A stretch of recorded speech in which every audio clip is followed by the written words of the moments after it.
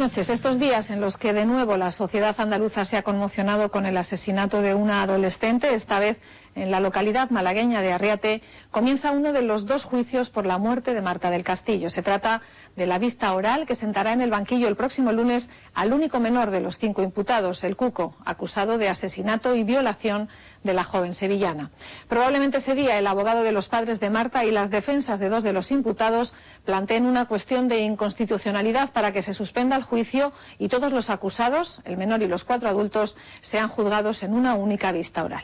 También está todavía en el aire si el otro juicio, que no tiene fecha, el de Miguel Carcaño y los otros 3 imputados adultos, se celebrará con jurado, como plantea la Fiscalía, o con un tribunal profesional, que es lo que ha solicitado el magistrado designado. Salón de Plenos de la Audiencia Provincial de Sevilla. En esta sala, habilitada de manera excepcional por la trascendencia del caso, se va a juzgar al primero de los 5 imputados por la desaparición y muerte de Marta del Castillo, de 17 años.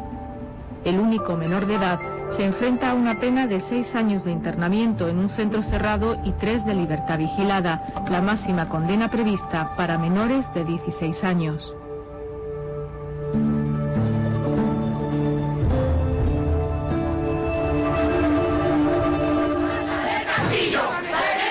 El juicio comienza este lunes 24 de enero, el mismo día en el que se cumplen 2 años de la desaparición de la joven sevillana.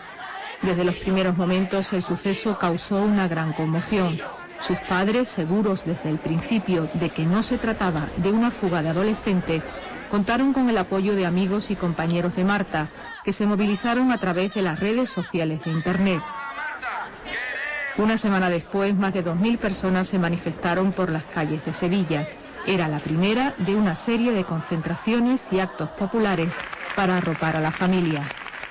Soy consciente de todo el apoyo y lo agradezco muchísimo. Sé que hay la gente, el hecho de que estén ahí poniendo velas, fotos y haciendo esas cosas, es que han sentido el dolor mío, el dolor de mi familia y lo que le han hecho a mi hija. El 7 de febrero la policía detiene a Miguel Carcaño, antiguo novio de Marta, y a su amigo Samuel Benítez. Carcaño, en su primera declaración, confiesa que mató a Marta en su piso de la calle León 13 de Sevilla, la misma noche de su desaparición, y que arrojó su cadáver al río Guadalquivir. A partir de ese momento los sucesos se precipitan. Un gran operativo policial se pone en marcha para rastrear durante un mes el río. Llegan incluso a pedir colaboración a la policía holandesa, especialista en la búsqueda de cadáveres en el agua. Con Miguel Carcaño y su amigo Samuel ya en prisión, se producen nuevas detenciones. La del menor, que ahora va a ser juzgado, acusado al principio por encubrir el crimen, la del hermano mayor del principal sospechoso y la de la novia de este. Y en paralelo el espectáculo mediático, con la consiguiente polémica por la constante aparición de imágenes y fotos de Marta y amigos de ella y de los acusados, y las entrevistas a la que por entonces era novia de Carcaño, una menor de 14 años que vivía en la localidad de Camas y que se paseó junto a su madre por varios platos de televisión. Cuando nos encontramos con esta tragedia, se puede informar con toda veracidad, con todo rigor, con toda exactitud, sin necesidad de quebrantar o poner en peligro intereses tan importantes como los que afectan a cualquier menor, ¿no? Y mientras, las presiones de la familia de Marta para que se endurecieran las penas a los culpables y los constantes cambios de Miguel Carcaño en sus versiones de los hechos, lo que causó una gran indignación social y el desconcierto de las fuerzas de seguridad, que tuvieron que trasladar el operativo de búsqueda en el río a un vertedero donde se deposita la basura de toda Sevilla. Una operación valorada en 150.000 euros, que al igual que la del río, no sirvió para nada. El cadáver de Marta seguía sin aparecer. El caso fue enredándose a medida que los imputados prestaban declaración. Unos y otros, en sus reiterados intentos por librarse de los cargos, se intercambiaron acusaciones, hasta el punto de que Carcaño, contradiciendo su primera confesión, llegó a decir que él y el menor violaron a Marta, y que fue este el que finalmente la mató. En algunas de las muestras de ADN recogidas en la vivienda de Carcaño, la policía encontró mezclas de perfiles genéticos de la víctima y de estos 2 imputados, lo que podría apoyar esta última versión. Nuestra Constitución reconoce el derecho de todas las personas a no imputarse delitos, ¿no? Y con ese objetivo de que todos tenemos derecho a no cargar con nuestra responsabilidad, ¿verdad?, ante los tribunales de justicia, uno puede mentir, ¿eh? Es más, el abogado en ciertas ocasiones puede sugerir desviarse de la verdad si eso sirve como estrategia de defensa, y esto es perfectamente legal. A las pruebas de ADN, más de 150 en total, hay que añadir el rastreo de más de 30.000 llamadas telefónicas y los testimonios de varios vecinos y amigos de la víctima. Con todo ello y sin cadáver, sin el cuerpo del delito, los fiscales presentaron cargos contra los 5 imputados. Las diligencias instruidas contra el menor desde el primer momento han estado separadas de las del resto de los implicados y van a conducir a 2 juicios diferentes.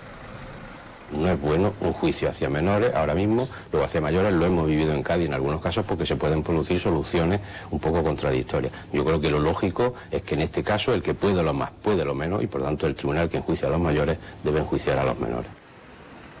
La fecha de la vista de los adultos implicados no se conoce y aún no se ha fijado tampoco si definitivamente serán juzgados por un jurado popular o por un tribunal profesional, un asunto que ha generado debate y sobre el que esta semana se ha pronunciado la Fiscalía del Tribunal Superior de Justicia andaluz, que ha apostado por el jurado popular. Nosotros siempre hemos querido que fuese un jurado popular porque hemos sentido desde el primer momento, ¿no?, que lo que es la ciudadanía ha estado con nosotros apoyándonos en todo momento, entonces pensamos que es como que les llega a ellos más al corazón, ¿no? Yo desde luego en estos casos como cliente yo preferiría ser juzgado por jueces profesionales, puede obtener una sentencia más favorable. Con el jurado es muy difícil, ya está condenado. Miguel Carcaño se enfrenta a una pena de 52 años de cárcel por asesinato, agresión sexual y un delito contra la integridad moral. Para su hermano, 8 años por encubrimiento, 5 para su novia, María García, y otros tantos para Samuel Benítez. Imputado por los mismos delitos que Carcaño, el menor, que tenía 15 años en el momento de los hechos, será juzgado por un tribunal a puerta cerrada. Hasta ahora ha permanecido 9 meses en un centro cerrado de internamiento y después en un piso tutelado a más de 50 kilómetros de la familia de Marta. En la vista oral intervendrán 11 peritos y 66 testigos, entre los que están los padres de la víctima, sus amigos y los 4 adultos imputados, que hasta última hora han intentado evitarlo. Un centenar de periodistas que no podrán acceder a la sala por tratarse de un menor se han acreditado para lo que ya se ha calificado como el primer juicio mediático del año. Para los padres de Marta, que desde hace 2 años viven un auténtico calvario, los próximos días van a ser muy duros. No solo tendrán que revivir la tragedia que destrozó sus vidas, sino que deberán enfrentarse a los supuestos asesinos y violadores de su hija. Una niña dulce, buena, cariñosa, noble. No puede tener enemigos. En las próximas semanas la justicia intentará aclarar lo que le sucedió a la joven Marta la noche del 24 de enero de 2009.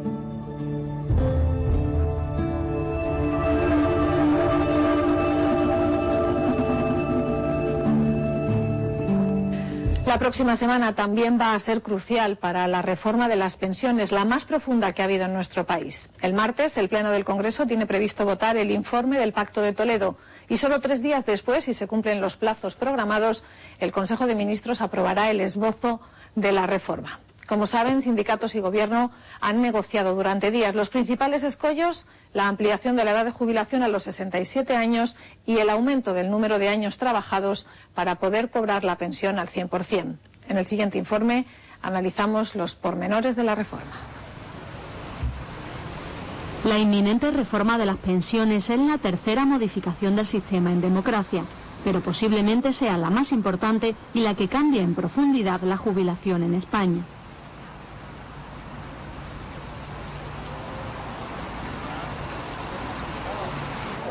La pirámide de edad de la población está cambiando. Vivimos más tiempo y tenemos menos hijos. Por lo tanto, cada vez hay más mayores.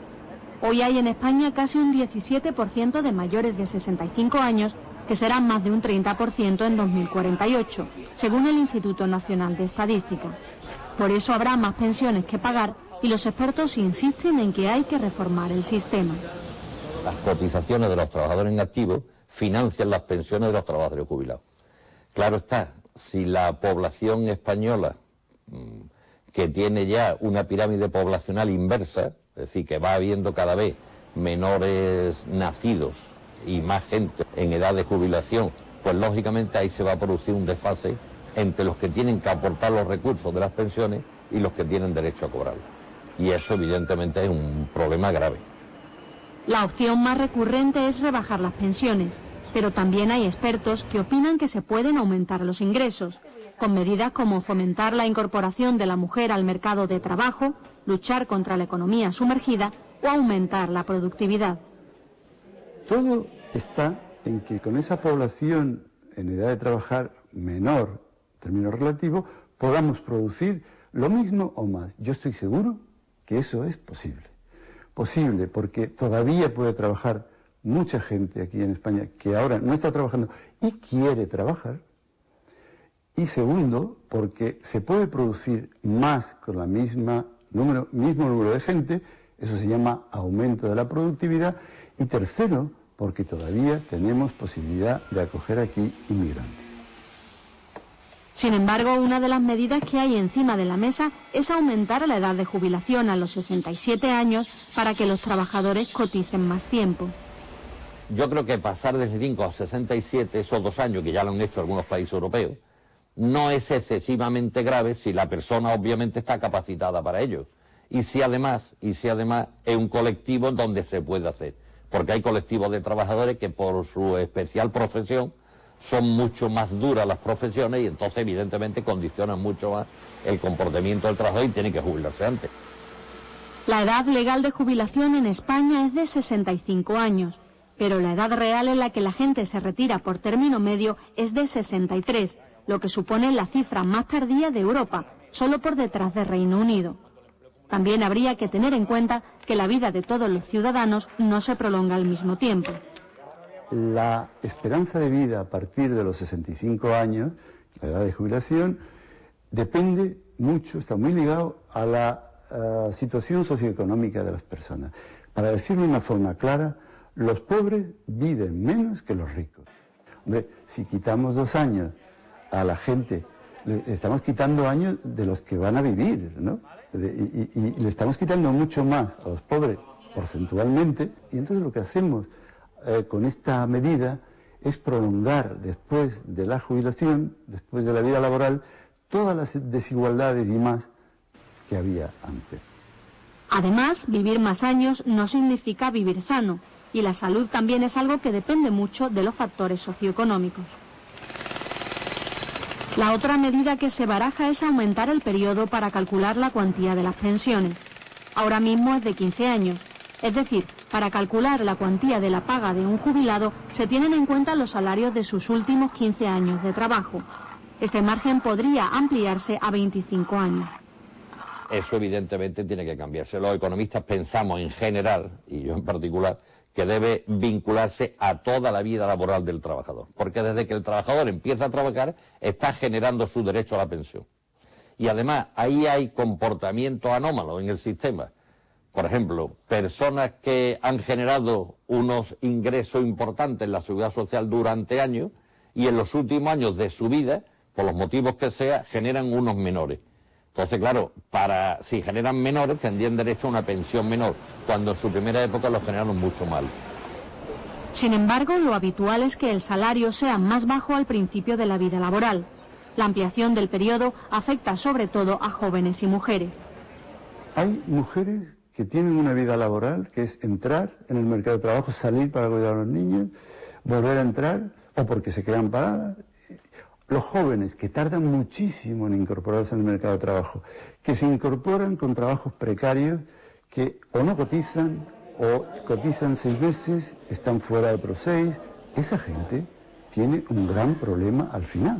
Y desde luego a lo que hay que oponerse con toda la fuerza que uno pueda es a llegar a que se utilice toda la vida laboral para el cómputo de la pensión. Eso ni es justo ni es sensato, ni es razonable.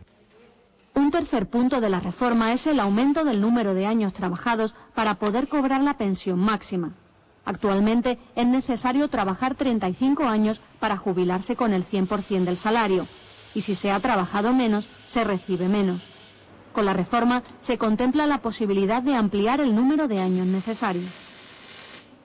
Como telón de fondo de la rebaja de las pensiones está el miedo al déficit público, pero hay economistas que consideran que las jubilaciones no generan déficit. Si nosotros decidimos que los mayores tienen derecho a una vida digna y queremos darles una pensión digna, pues habrá que sacar de ahí lo necesario para eso. ¿Por qué es déficit eso? No hay déficit ahí. El déficit es cuando globalmente no hay para pagar todos los gastos. Sin embargo, muchos aseguran que lo habrá en el futuro. A mayor coste de las jubilaciones, de las pensiones de jubilación, si los recursos que entran son menores, el déficit terminaría produciéndose. Primero había un superávit menor y después tendríamos un déficit evidente si eso se mantiene en el tiempo. Eso nos lleva a endeudarnos, eso está claro. De momento, la Seguridad Social hoy tiene superávit y se plantea la conveniencia de hacer las reformas de manera urgente o con más tranquilidad. ¿Es realmente urgente que empecemos a mover todo? Yo personalmente creo que no. Primero porque tenemos uno de los mejores sistemas de pensiones de Europa y del mundo, claro. Un sistema magníficamente gestionado, que funciona como un reloj, que tiene, incluso en este momento de crisis, que tiene todavía un excedente, o sea que ingresa más de lo que paga, y que tiene, cosa que no tiene casi ningún otro sistema en Europa, que tiene un fondo de reserva para cuando vengan malas. Urgente o no, con unas razones u otras, el debate sobre las pensiones no es exclusivo de España. Los actuales gobiernos de muchos países de la Unión Europea, como Francia o Alemania, lo han puesto encima de la mesa en los últimos años, imponiendo recortes y aumento de la edad de jubilación, pero no siempre con consenso social. Yo creo que el problema hay que trasladárselo a la sociedad. Este es un problema que hay que resolver entre todos, y entre todos tiene que haber el consenso suficiente. No va a ser exclusivo, no va a ser absolutamente de la totalidad de la sociedad, pero tiene que ser mayoritario, lógicamente. Y ese consenso es fundamental, porque todos asumiremos así nuestro papel. Nuestro papel, una vez que lo hayamos asumido, lo admitiremos perfectamente sin ningún tipo de problema. La búsqueda de consenso ha sido una constante en los últimos meses, pero el logro social que son las pensiones sigue viéndose desde diferentes puntos de vista.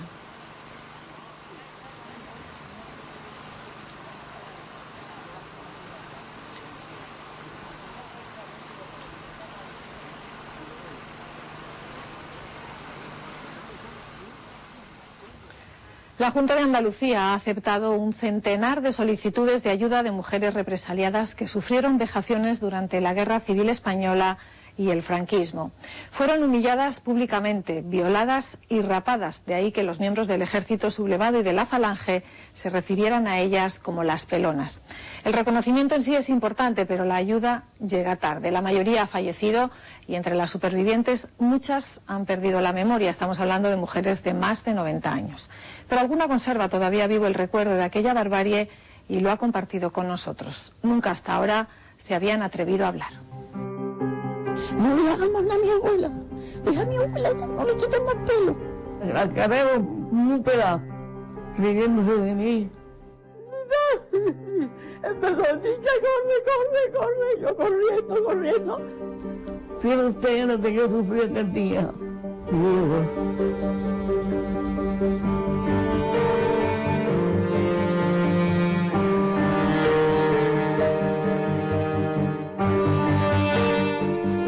Bueno, había habido muchísimo antes en nuestra historia, pero claro, este golpe pretendía ser definitivo, en el sentido de que acababa de algunas elecciones que habían dado el poder al Frente Popular y que llevaba un programa al Frente Popular que para esta gente les ponía los pelos de punta, ¿no? Entonces el golpe lleva la intención de implantarse cueste lo que cueste. En más medio país no hay guerra alguna, simplemente hay un golpe militar y un plan de exterminio, que es el que se aplica desde un primer momento. Inmediatamente después de producirse el golpe, se hacen públicas unas directrices del general Mola en las que se habla del terror como un arma para el sometimiento de la población y de la población civil. Si el golpe no hubiera triunfado en Sevilla, pues no sé qué hubiera pasado. Claro, tan importante es que triunfara el golpe en Sevilla como que el ejército de África pasara y se encontrara aquí en la península, en Algeciras, al mismo día siguiente, a las 24 horas, ¿no? Eso era fundamental, porque sin el ejército de África no hacían absolutamente nada. Pero claro, al mismo tiempo, el ejército de África es el que marca el tono del tipo de golpe que están dando. Ese ejército es el de Franco. A los 2 o 3 días por ahí, vinieron los falanges. Y detrás, ya cuando pasaron unos cuantos de días esto, fue cuando asomaron los moros, que se veían por la carretera de Tospa Grazalema. Asomaron por allí y el pueblo se cagó. Nos cagamos todos. Ya empezó todo el que asomaba por aquí lo cogían y enseguida a fusilarlo. Yo estaba sirviendo en Granada y mi padre fue por mí a que yo no estuviera en Granada, que yo estuviera en Chauchina. Y mi padre me dijo que había guerra. Dice que hay guerra, niña. Ya en Orbera había falangistas por todas partes porque echaron una bomba. Llegó un aparato echando 3 bombas que echó y mataron a alguno con la bomba. Tenía yo 16 o 17 años. Y entonces sentí, esas dos. Y entonces viene el Rubio la Buena Moza, que era un falangista muy malo que había en Orbera. Y entonces dice, usted va presa. Digo, ¿presa? ¿Y yo por qué? Yo he hecho algo. ¿Yo por qué voy a ir presa? Dice, ya te lo dirá. Cuando se ocupa un pueblo, dentro de la gente que se detiene, también se detienen mujeres. Y se crea una cárcel especial, un centro de reclusión especial para ellas, ¿no? El retrato se inclina hacia una mujer de entre 20 y 40 años y que pertenece clarísimamente a la clase obrera. Eran planchadoras, peinadoras, carboneras, vaqueras, garbanceras, supongo, trabajaban en el campo, ¿no? Hacían alpargatas, cosían a domicilio, ayudaban en los partos. Se las puede detener a lo mejor por ser mujeres muy representativas de movimientos de izquierda, por ser socialistas, por ser republicanas, etcétera. Pero también se las detiene porque son parientes de gente que ha huido. Y por tanto se las detiene para rehenes. En la cárcel sí, que había unas mujeres. Y mataron una mujer que dejó con un niño de 5 años. No pillaron al marido, pillaron a la mujer y la mataron. Las mujeres eran un objeto, las mujeres eran un botín de guerra. Y en la medida en que representaban ese botín de guerra, era una manera también de mandar a través del cuerpo de las mujeres y de las vidas de las mujeres y de la represión sobre las mujeres, mandar un mensaje muy claro al enemigo varón, al enemigo vencido. Había un matrimonio y él no había hecho nada al pobrecito, pero se iba porque, como decían, todo el que cogerlo, lo matan. Pues se iba el hombre por ahí. Estaba de día. Escondido de día. Y de noche venía. Y una noche el crío lo vio. Llegan los falanges. ¿A dónde está su marido? Ay, yo qué sé dónde está mi marido. Mi marido está después y no ha venido más. Y salta el niño chico y dice, sí, viene de noche y se mete debajo de la cama. La cogieron, la llevaron a Urique. Y a los 2 días o 3 la fusilaron. Luego hay otro grupo importante al que la intención que llevan es la de la humillación pública, para que quede de modo ejemplarizante establecido lo que le pasa a las mujeres que se salen de su papel. Es cuando llaman a los peluqueros del pueblo. Una vez que ya han hecho la barbaridad esta, pues ya empieza toda la cuestión de beberse los vasos enteros de ricinos y luego ya el paseo por la plaza y todas en fila y todos por allí, una especie de procesión y entre la mofa y el escarnio de toda la gente esta. Claro, como que el barrio era muy chico entonces, San Jerónimo, muy pobre, muy chico. Entraban a los patios y nos sacaron con todas a todas. Las madres llorando todas y las chiquillas llorando porque nos quedaban. Yo y una muchacha, mis amigas. Las chicas eran chicas todas, 13 años. Una total indefensión. Pues mira, tengo mi prima, tenía 9 hijos. Y le mataron a su marido. Y ella, como lloraba, la apelaron. Y la encerraron en el cuartel. A otro día la sacaron, la llevaban con una vara, riéndose de ella. Y yo dije, no es Dios, cuando no pagáis lo que estáis haciendo, que sois unos criminales. Y entonces por eso me pelaron a mí. Y eran los falangistas con la ayuda siempre de alguien del pueblo, falangistas del pueblo, falangistas venidos de fuera, con la ayuda de alguien del pueblo que iba señalando, claro, diciendo esta y esta. Y en medio al lado del corte, pues me pusieron 2 barberos y me pelaron. Y había muchas mujeres, todas riéndose, todas gatitonas, riéndose de mí. Me pelaron y dije, que la pele, pero que sea bien atrapa, que no sea poquillo, que sea que acabemos muy pelado. Y mi madre, la pobretica, no pudo hablar, puso delantar para que le cayeran los pelos. No hables, te pido, no hables. Vaya que te mate, nada más que cagar y déjalo que te pele. Niña, ya lo salvan los pelos. Pues yo no podía hacer nada porque tenía que mirar también la cara de mi madre, que estaba la pobretica hecha una magdalena, me vaya llorando. Fíjate usted lo que yo sufrí aquel día. En medio de la calle, allí los pelaban, para que lo viera todo el mundo. Y no se podían poner ni pañuelos ni nada. Y yo tenía un hermano más chico que yo, parece que lo estoy viendo. Se ponían la farda de mi abuela, el peluquero pelándola. No le hagamos nada a mi abuela, con 7 añitos. Deja a mi abuela ya, no le quiten más pelo. Y encima hace un moñito. Y encima cada hijo un moñito le dejaba. Mi abuela tenía 5. Y le dieron el purgante igual que a todo el mundo. Y luego se ponían las pobrecitas malísimas, devolvían, otra, y se estaban 2 o 3 días. La que no quería aceite de cecino, nos daban agua carabaña. Ahora, hasta el pulgar, para que el aceite lo saca afuera. A mí no llegó a pelarme porque como con la cosa de que estaba confundida y esas cosas, duré unos 8 días. Si hubiera durado más, a lo mejor hubieran abusado de mí y me hubieran pelado y todo. Conocemos casos de violaciones en Cádiz, en Sevilla, en Huelva, en Badajoz, en Toledo. Quiero decirte que eso no fueron casos aislados, sino que eso, bueno, pues se iba como se iba, ¿no? Aquí abusaban de todas las mujeres que se le metían por el ojo. Sí, a todas las que le gustaban. Unas se sabía y otras no, porque claro, eso no lo dice nadie.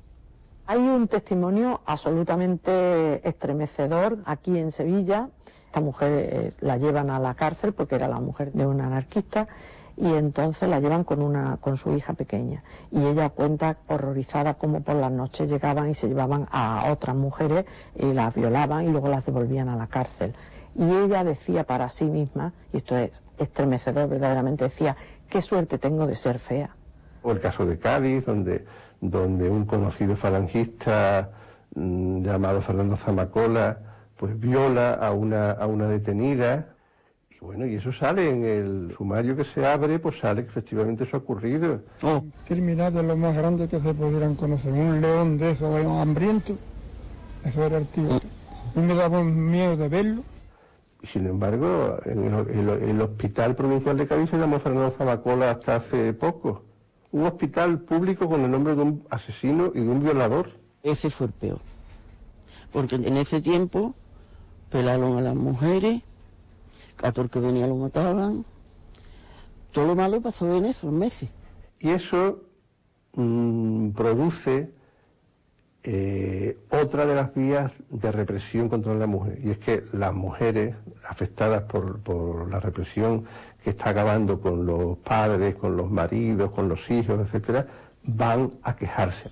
En el primer año que sacaron el San Antonio, porque es el patrón del pueblo, lo sacaban al nacimiento. Y se salió la madre que le habían matado a 2 hijos y al marido. 2 hijos y al marido. Criminales, ¿tenéis valor de ir con el santo?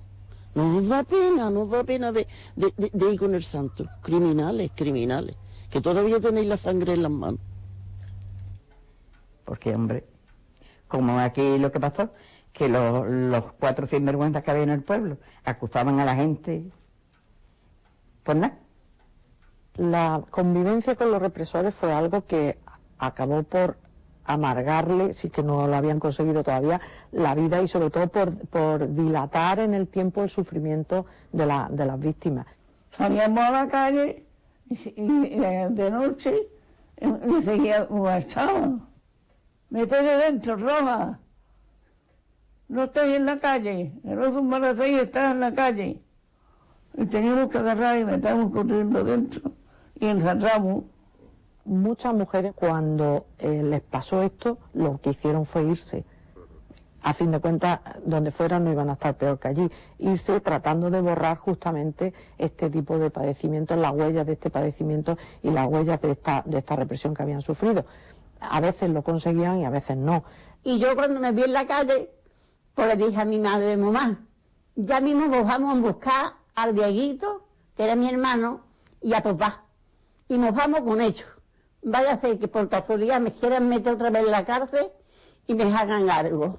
Porque había guardias en todas las carreteras y en todas las veredas, había guardias para que nadie se fuera al campo. Pero nosotros aprovechamos una beta y nos escapamos. Y entonces dice mi padre, pues venga, vamos a Ronda. Que Ronda está por la República. Y al otro día siguiente nos trasladaron a Marbella.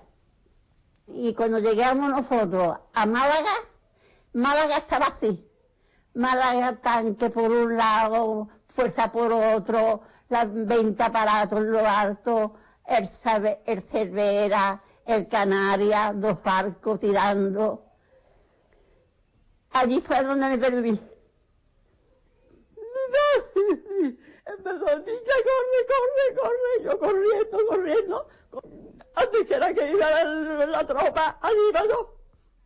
Suerte que de Málaga a Almería había cañadú. Si no, ¿qué íbamos a comer? Que eso es lo que comimos. Chupa cañadú. Estando allí, Dios mío, ¿y qué hago yo? Yo aquí sola para atrás, ¿qué hago yo? Para que venga aquí también los fascistas, venga también aquí a Almería y lo tome y tenga que andar corriendo. Entonces me monté en un autobús. Digo que me pongan de izquierda. La ruta le llevaría a Castellón y a Barcelona, y luego a los campos del sur de Francia, donde el azar quiso reunirla con su familia.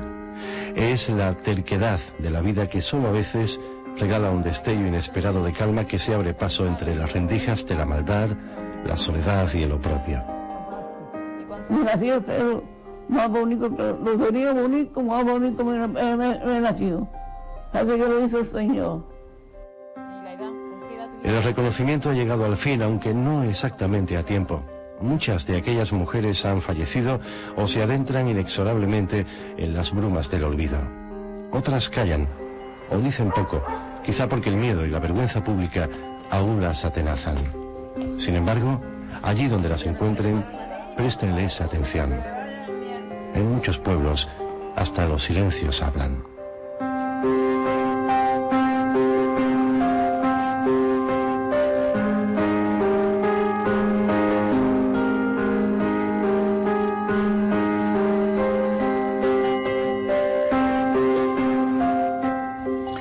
Hay quien piensa que más allá de una ayuda económica, lo que verdaderamente recompensaría a estas mujeres sería un homenaje público en el mismo lugar donde fueron humilladas y maltratadas. Así terminamos hoy Los Reporteros. La próxima semana volvemos a vernos. Hasta entonces, gracias y muy buenas noches.